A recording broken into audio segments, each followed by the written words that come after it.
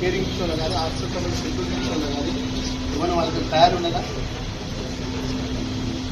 ఇలా మేము అనుకోకుండా పేషెంట్ కానీ మనుషులు కానీ హాస్పిటల్కి వచ్చి ఇంటి కింద పడిపోయి 4 ఫుల్ 5 రోజులు పడిపోయి చనిపోతే పరిస్థితి నా అర్ధ గంట అయితే ఒక యజమాని సంబంధించిన ఒక్కరు రాలేదు.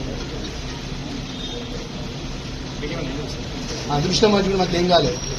మేము ఏంటంటే ఇలాంటి ప్రైవేట్ హాస్పిటల్ ఏదైతే కరీంనగర్ జిల్లాలో ఈ సౌకర్యాలు కరెక్ట్ లేకుండా రెసిడెన్స్ డాక్టర్లు పెట్టకుండా బయట డాక్టర్లు పిలిపించి ట్రీట్మెంట్లు ఇప్పించుకుంటే అప్పటిదప్పుడే పిలిపించి ట్రీట్మెంట్లు ఇప్పించే హాస్పిటల్ మీద చర్య తీసుకోవాలి. కంప్లీట్ చేస్తుంది ఇంకా రాతపురం కంప్లీట్ చేస్తుంది. మా పిఏ మా సాయం చేస్తుడు జరుగుతారు. ఏదైతే ప్రైవేట్ హాస్పిటల్స్ కూడా కరీంనగర్లో అక్రమమైనటువంటి ప్రైవేట్ హాస్పిటల్స్ గ్రామీణ ప్రాంతంలో ఆర్ఎంపీ డాక్టర్లతో సంబంధాలు పెట్టుకున్నాడు.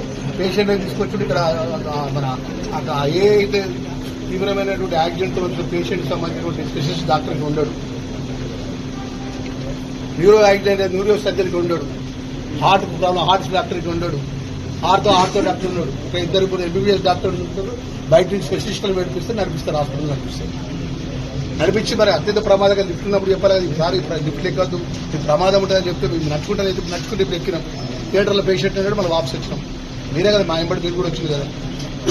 నాకు అనేది ఇంత మా ప్రజల యొక్క హాస్పిటల్ యాజమాన్యం అనేటోళ్ళు ఒకరు, డాక్టర్లు ఇంకొకరు.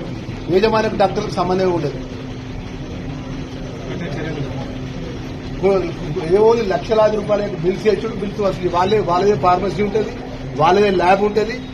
వాళ్ళకి ఎలాంటి మెడికల్ పరంగా 1% కూడా యాజమాన్యం మెడికల్ ట్రీట్మెంట్ సంబంధించిన విషయం సంబంధం ఉండదు. వాళ్ళు ఇక్కడ హాస్పిటల్ యాజమాన్యం రన్ చేస్తారు. దీనికి ఏ విధంగా ప్రైవేట్